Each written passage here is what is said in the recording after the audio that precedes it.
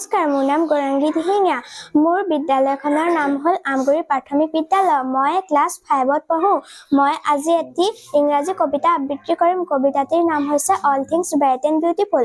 All things bright and beautiful, all creatures great and small, all things wise and wonderful, the Lord God made them all. Each little flower that opens, each little bird that sings, He made their glowing colors, He made their tiny wings. ও আসুয়া শ্রী কৃষ্ণ মাথায় মোরা পাখি, মুখত নবরকাল মিঠা মিঠা হাঁহি। ও আসুয়া শ্রী কৃষ্ণ মাথায় মোরা পাখি, মুখত নবরকাল মিঠা মিঠা হাঁহি। উপস্থিত আছো লখিমপুৰ জিলাৰ নাৰায়ণপুৰ প্ৰাথমিক শিক্ষা খণ্ডৰ অন্তৰ্গত এখন বিদ্যালয়। এই বিদ্যালয়খনত খুব সুন্দৰকৈ ইয়াত এটা পৰিৱেশ সৃষ্টি হৈছে আৰু শিক্ষকৰ সমান্তৰালভাৱে ছাত্ৰ ছাত্ৰীসকলে খুব সুন্দৰকৈ ইয়াতে খাদ্য গ্ৰহণ কৰি থকা দেখিবলৈ পাইছোঁ আমি।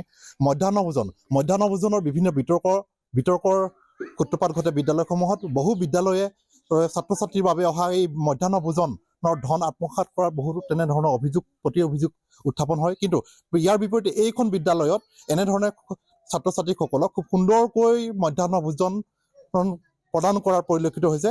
আমি দেখুৱাবলৈ সামগ্ৰিকভাৱে যত্ন কৰিম। এয়া দেখিবলৈ পাইছে ছাত্ৰ ছাত্ৰীসকলে খুব সুন্দৰকৈ তেওঁলোকে খাদ্য গ্ৰহণ কৰিছে। ইতিমধ্যে খাদ্য গ্ৰহণ কৰি শেষ হৈছে। আমি অহা ইয়াৰ পূৰ্বে মানে তেওঁলোকৰ খাদ্য গ্ৰহণৰ সময়ত আমি এই ভিডিঅ'সমূহ সংগ্ৰহ কৰিছিলোঁ আৰু বৰ্তমান তেওঁলোকৰ খাদ্য গ্ৰহণ শেষ হৈছে যদিও তেওঁলোক এই অৱস্থান কৰি আছে। আমি জানিবলৈ যত্ন কৰিম ইয়াৰ প্ৰধান শিক্ষকগৰাকীৰ পৰা বিদ্যালয়খনৰ নাম আৰু তেখেতৰ যি ইয়াত কৰণীয় সকলোখিনি আমি জানিবলৈ যত্ন কৰিম। আপোনাৰ বিদ্যালয়খনৰ নাম? আমগুৰি প্ৰাথমিক বিদ্যালয়। হয়, খুব সুন্দৰকৈ আমি দেখিবলৈ পাইছোঁ এটা পৰিচালনা কৰিছে আপুনি। হয়, বাটত ওলাই আহোঁতে দেখিবলৈ পাইছোঁ যে গেট যিখন আপোনালোকৰ নাম ফলকখনৰ সন্মুখত লিখা আছে আপুনি গুণোৎসৱত কি কি পাইছিলে সকলোখিনি লিখা আছে। কেনেকৈ মনলৈ আহিলে? হয়, এইটো মানে ৰাইজে, আমি ভিতৰত ফলকবিলাক থাকিলে ৰাইজেতো দেখা নাপাব। আমাৰ স্থানীয় যিসকল অভিভাৱক আছে বা যিসকল পিতৃ মাতৃ আছে তেখেতলোকেহে গম পাব। সেইকাৰণে যাতে আমাৰ ৰাস্তাই অহা যোৱা কৰা বাটৰেও যাতে এই বিদ্যালয়খনৰ ভিতৰ চৰাটো গম পায়, সেইকাৰণে মই বাহিৰত নাম ফলকখন স্থায়ীভাৱে আৰু লগতে গুণোৎসৱত 2017 চনৰ পৰা 5টা গুণোৎসৱ ইতিমধ্যে হৈ গৈছে। তাতে মই প্ৰধান শিক্ষকৰ দায়িত্ব লোৱাৰ পৰা একেৰাহে 3বাৰ আমি গুণোৎসৱত A+ পাবলৈ সক্ষম হৈছোঁ। আৰু স্থানীয় ৰাইজ তথা অভিভাৱক আৰু পিতৃ মাতৃ গোট আৰু আমাৰ যিসকল স্থানীয় হিতাকাংক্ষী ৰাইজ আছে তেখেতলোকৰ সহযোগত। আপোনাৰ নামটো? মোৰ নাম শ্ৰী ভদ্ৰেশ্বৰ কোঁৱৰ।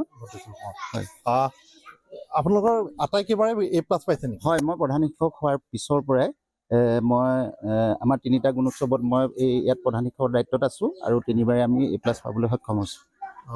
আৰু কালি এটা আপোনালোকে এৱাৰ্ড পোৱা বুলি? হয়, আমাৰ 2024-25 যি শিক্ষাবৰ্ষ আছে, এই শিক্ষাবৰ্ষত প্ৰতিটো ক্লাষ্টাৰৰ পৰা আমাৰ একোখনকৈ বিদ্যালয় পৰিচালনাৰ ক্ষেত্ৰত যি উন্নত মানে বেষ্ট SMC এৱাৰ্ড হিচাপে আমাৰ মিছন ডাইৰেক্টৰৰ পৰা অনুমোদন হৈ আহে। ইতিমধ্যে সেই এৱাৰ্ড পাবলৈ আমি সক্ষম হৈছোঁ। যোৱাকালি লখিমপুৰত আমাৰ পূৰ্বাঞ্চল সংস্কৃত সংঘ তাতে এক অনুষ্ঠানত, গাম্ভীৰ্যপূৰ্ণ অনুষ্ঠানত আমাক এই বঁটা প্ৰদান কৰা হৈছে আৰু ইতিমধ্যে আমি সেই বঁটা পাবলৈ সক্ষম হৈছোঁ। সঁচাকৈ এক অতুলনীয় বুলি ক'ব লাগিব। বিদ্যালয় পৰিচালনা সমিতিৰ মানে শ্ৰেষ্ঠ বিদ্যালয় পৰিচালনা সমিতিৰ তেওঁলোকে বঁটা লাভ কৰিবলৈ সক্ষম হৈছে। এই বঁটা লাভ প্ৰদান কৰিছিলে লখিমপুৰ DI কাৰ্যালয়ৰ পৰা এই বঁটা প্ৰদান কৰিছিলে আৰু য'ত উপস্থিত আছিল বিদ্যালয়সমূহৰ পৰিদৰ্শক হেমচন্দ্ৰ শইকীয়া ডাঙৰীয়া। আৰু কি কয় আপুনি বিদ্যালয়খনত আপুনি কি পোষ্টত আছে? মই সহকাৰী শিক্ষক। কেনেকুৱা লাগিছে? ভাল লাগিছে। আপুনি কিমান বছৰৰ পৰা কৰি আহিছে? মই 2007 চনত ইয়ালৈ আহিছোঁ। 2016 চনত আহিছোঁ ইয়ালৈ। প্ৰধান শিক্ষকগৰাকীৰ ভূমিকা কেনেকুৱা পাইছে আপুনি? ভাল লাগিছে। আচলতে একবাৰে ক'বলৈ হ'লে ভাল মানুহৰ লগত কাম কৰাৰ মজাটো বেলেগ, নহয় জানো? ভাল লাগে। ছাত্ৰ ছাত্ৰীসকলক পাঠদান কেনেধৰণে কৰে? ভালকৈ কৰে। ল'ৰা ছোৱালীও ধুনীয়াকৈ, ছাত্ৰ ছাত্ৰীসকলে ধুনীয়াকৈ পাঠদানৰ আমি যেনেকৈ কৰোঁ তেনেকৈ আমাক সহায় কৰিবলৈ দিয়ে। লগতে মই এটা কথা সংযোগ কৰিবলৈ বিচাৰিছোঁ।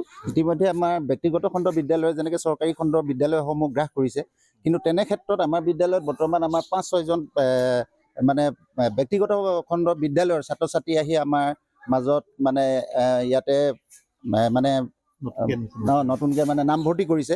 গতিকে আমি তেওঁলোকক যথেষ্ট যত্ন কৰিছোঁ, বাকীখিনিটোতো কৰিছোঁৱেই।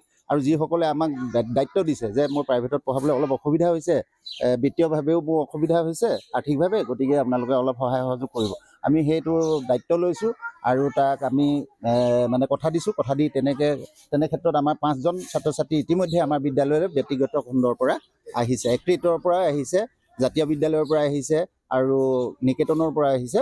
তেনেকুৱাকৈ আমাৰ 5-6জন মান ছাত্ৰ ছাত্ৰী ইতিমধ্যে আমাৰ নতুনকৈ নামভৰ্তি কৰিছে। খুব ভাল কথা। যি সময়ত ব্যক্তিগত খণ্ডৰ বিদ্যালয়ৰ প্ৰতি অভিভাৱক বা ছাত্ৰ ছাত্ৰী আকৰ্ষণ হৈছে, কিন্তু তেনেস্থলত ব্যক্তিগত খণ্ডৰ বিদ্যালয়ৰ পৰা ছাত্ৰ ছাত্ৰী এই চৰকাৰী খণ্ডৰ বিদ্যালয়লৈ অহাটো এটা খুবেই ভাল লক্ষণ। আৰু এক প্ৰকাৰে ক'ব লাগিব, ইয়াতে আমি দেখিবলৈ পাইছোঁ অসমৰ মুখ্যমন্ত্ৰীগৰাকীৰ নাম ফলক আছে, য'ত নেকি আছে অসমৰ সুধাকণ্ঠ ডক্টৰ ভূপেন হাজৰিকা, লক্ষ্মীনাথ বেজবৰুৱা আদি কৰি বৰেণ্য ব্যক্তিসকলৰ আমি ইয়াতে ফটো দেখিবলৈ পাইছোঁ। আপোনালোকৰ বিদ্যালয়ত ইমান সুন্দৰকৈ ৰাখিছে, কি ধৰণৰ এই মনলৈ আহিছিল? ভালে আহিছে মনলৈ। আপুনি বিদ্যালয়ৰ মই সহকাৰী শিক্ষয়িত্ৰী। হেৰি 96ৰ পৰা এতিয়া বৰ্তমানলৈকে কৰ্মৰত হৈ আছোঁ, টিউটৰ হিচাপে আছোঁ আমি। কাম কৰি কেনেকুৱা লাগিছে? ভালেই লাগিছে বাৰু। এই যে ছিষ্টেমটো বাৰাণ্ডাখনত আমি দেখিছোঁ শাৰী শাৰীকৈ ফুলৰ টাব আৰু তাৰ সমান্তৰালভাৱে অসমৰ বৰেণ্য ব্যক্তিসকল বা ভাৰতৰ বৰেণ্য ব্যক্তিসকল, এই পৰিকল্পনাটো কাৰ আছিলে? এইটো আমাৰ ছাৰৰ হয়। ছাৰৰ লগত থাকি আমি ছাৰৰ সহযোগতে আমিও মানে কাম কৰি ভাল পাইছোঁ ইয়াত থাকি। ছাৰে বুলি ক'ব লাগিব সকলোবিলাক। মই আৰু হয়, মানে কি এই কথাটো মোৰ প্ৰথমতে আহিলে এনেকুৱাকৈ আহিলে যে আমি যিবিলাক আমি মহৎ লোকসকলৰ যিকোনো খবৰৰ বাবে যোগাযোগ কৰক 7099017330 লগতে 7099017110 নম্বৰত।